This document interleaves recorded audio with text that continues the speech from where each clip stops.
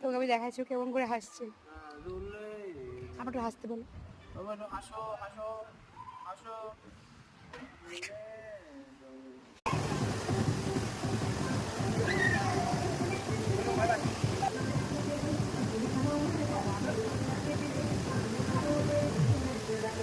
তোমরা দেখতে পাচ্ছ আমরা কেমন এনজয় করছি সুইমিং পুলে।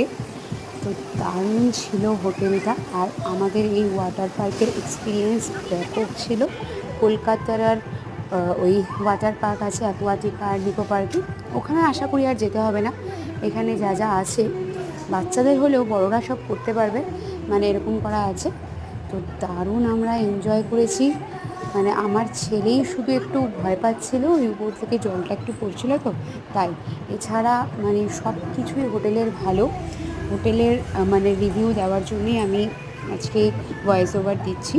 তা হোটেলটা মানে দারুণ ছিল, খাবার দাবার, হোটেলের ব্যবহার, সব সব কিছুই ভালো ছিল। সার্ভিস বলো, সব কিছুই দুর্দান্ত ছিল। আর একদমই মন্দারমণি সি বিচের কাছেই ছিল। তো দুবার হেঁটেই আমরা মন্দারমণি হোটেলে পৌঁছে মানে হোটেল বলছে, হোটেল থেকে সমুদ্রে পৌঁছে যাচ্ছিলাম। তো এক্সপিরিয়েন্স আমাদের দুর্দান্ত। আমরা গেলে আবার ঠিক করেছি যে যদি কোনো দিনও আবার মন্দারমণি যাই তো এই হোটেলটাতেই আমরা থাকবো, মানে সেরকম আর ইচ্ছে আছে।